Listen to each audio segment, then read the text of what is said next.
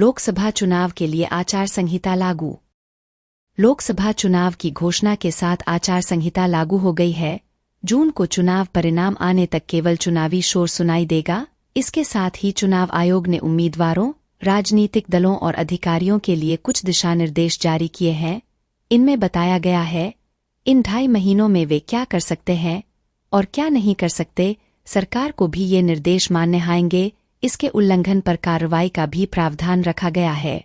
ये निर्देश चुनाव प्रक्रिया पूरी होने तक लागू रहेंगे। आचार संहिता लागू होने के बाद राज्य की सैनी सरकार कोई नई घोषणा भी नहीं कर सकेगी। जानिए राज्य सरकार व उम्मीदवार कौन से कार्य कर सकते हैं और कौन से नहीं। उम्मीदवार ऐसा बयान नहीं दे सकता जिससे किसी व्यक्ति की शालीनता और नैतिकता का हनन होता हो।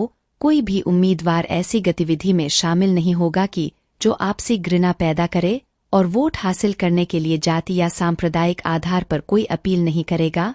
सार्वजनिक या निजी स्थान पर सभा आयोजित करने, जुलूस निकालने और लाउडस्पीकर इस्तेमाल करने से पहले स्थानीय पुलिस अधिकारियों से लिखित अनुमति लेना जरूरी है।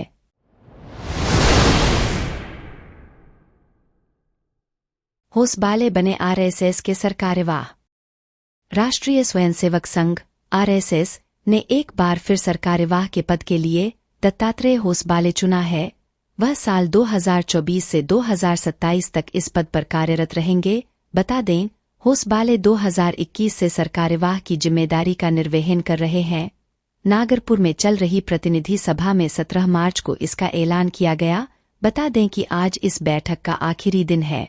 संघ की प्रतिनिधि सभा ने सर्वसम्मति से एक बार फिर अगले 3 साल के लिए दत्तात्रेय को सरकार्यवाह चुना है।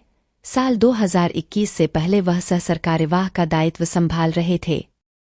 इससे पहले भैयाजी जोशी सरकार्यवाह की जिम्मेदारी निभा रहे थे। बता दें कि राष्ट्रीय स्वयंसेवक संघ आरएसएस में प्रत्येक 3 वर्षों पर चुनाव की प्रक्रिया अपनाकर जिला संघचालक, विभाग संघचालक, प्रांत संघचालक, क्षेत्र संघचालक के साथ साथ सरकार्यवाह का चुनाव होता है। फिर ये लोग अपनी टीम की घोषणा करते हैं जो अगले 3 वर्षों तक काम करती है। आवश्यकतानुसार बीच में भी कुछ पदों पर बदलाव होता रहता है। क्षेत्र प्रचारक और प्रांत प्रचारकों के दायित्व में बदलाव भी प्रतिनिधि सभा की बैठक में होती है।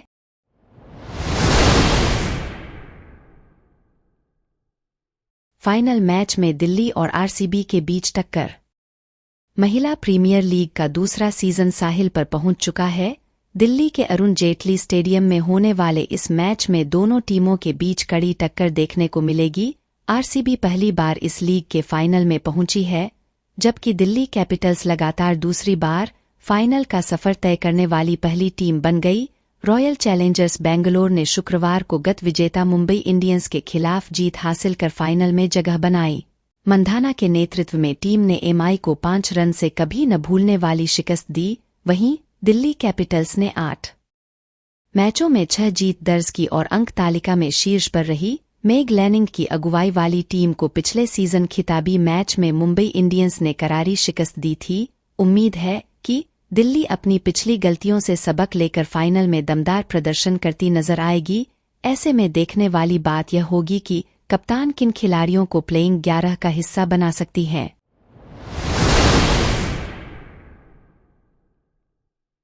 ईडी ने केजरीवाल को फिर से भेजा समन। प्रवर्तन निदेशालय ईडी ने शराब घोटाला मामले में दिल्ली के मुख्यमंत्री अरविंद केजरीवाल को नवा समन भेजा है। सीएम को 21 मार्च को आने के लिए कहा गया है। इससे पहले ईडी केजरीवाल को 8 बार समन भेज चुकी है, लेकिन केजरीवाल एक बार भी ईडी के सामने पेश नहीं हुए। अब एक बार फिर समन भेजकर ईडी ने केजरीवाल को पूछताछ में शामिल होने के लिए कहा है। पिछले समन पर पेश नहीं होने के मामले में राउज एवेन्यू कोर्ट से केजरीवाल को शनिवार को जमानत मिली है। इससे पहले पिछले साल 2 नवंबर 1921 दिसंबर और इस साल 3 जनवरी 2018 जनवरी, 2 फरवरी, 14 फरवरी और 22 फरवरी, 27 फरवरी को भी ईडी केजरीवाल को पूछताछ के लिए समन जारी कर चुकी थी। अदालत ने शनिवार को मुख्यमंत्री अरविंद केजरीवाल को कथित दिल्ली उत्पाद शुल्क नीति घोटाले से जुड़े मनी लॉन्ड्रिंग मामले में समन पर पेश न होने पर प्रवर्तन निदेशालय द्वारा दायर 2 शिकायतों में जमानत दे दी।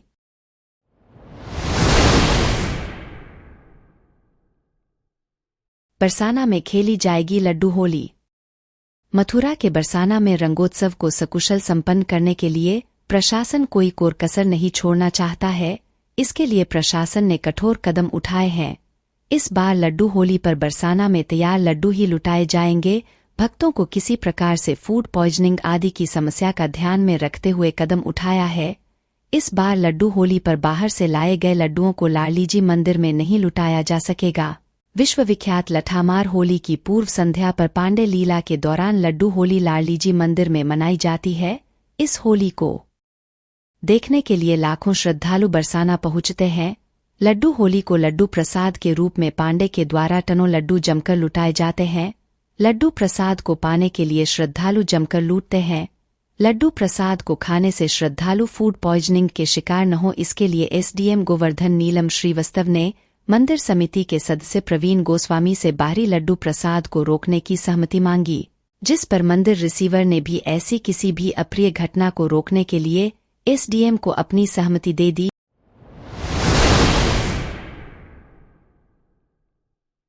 अब आसानी से लगेगा कोलन कैंसर का पता। कैंसर दुनिया भर में मृत्यु के प्रमुख कारणों में से एक रहा है।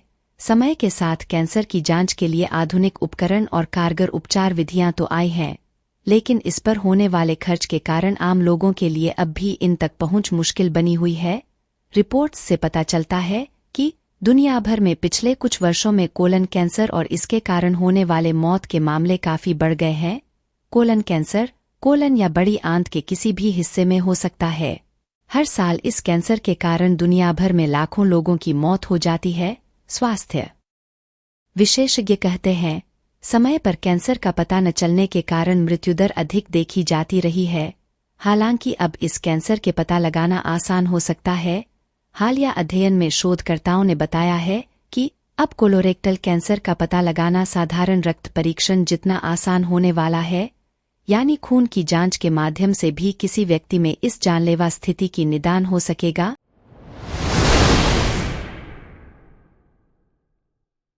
सिद्धू मूसेवाला की मां ने दिया बेटे को जन्म। पंजाबी गायक सिद्धू मूसेवाला की मां चरण कौर ने बेटे को जन्म दिया है।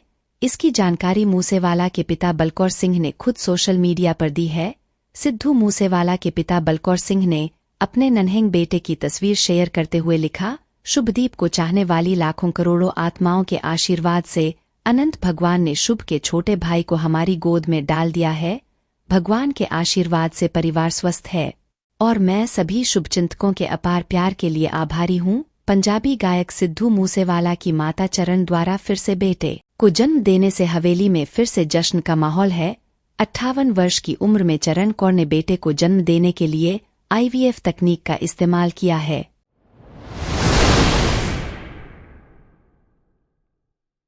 अवैध 315 बोर लोडेड देशी कट्टा भी पुलिस ने पकड़ा।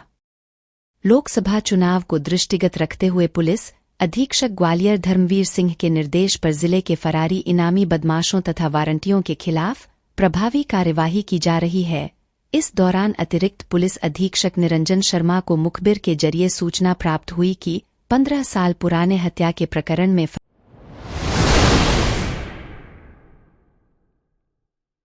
तालाब की जमीन पर बने स्कूल का अमरोहा प्रशासन ने नक्शा किया कैंसिल। सपा सरकार में समाजवादी के नेताओं ने तालाब पाट कर बना दिया था स्कूल। स्कूल प्रबंधन ने कई फर्जी टीचरों को भी स्कूल में कर रखा था तैनात। स्थानीय लोगों की शिकायत पर अमरोहा प्रशासन ने की कार्रवाई।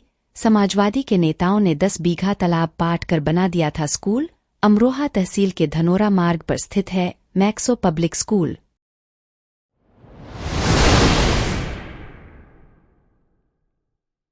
आवारा कुत्तों ने 38 लोगों पर किया हमला, 2 की हालत गंभीर। उत्तर प्रदेश अमरोहा जनपद के गजरौला शहर से लेकर ग्रामीण इलाकों तक आवारा कुत्तों का आतंक बढ़ गया है। कुत्तों के काटने से रोजाना लोग लहूलुहान होकर अस्पताल पहुंच रहे हैं। कुत्तों के हमले से घायल 38 लोग प्रतिदिन CHC में एंटी रेबीज वैक्सीन लेने पहुंच रहे हैं। शनिवार को चिकित्सक अधीक्षक डॉक्टर योगेंद्र सिंह ने बताया है कि इनमें से 2 लोगों की हालत नाजुक होता देख अमरोहा के लिए रेफर कर दिया है।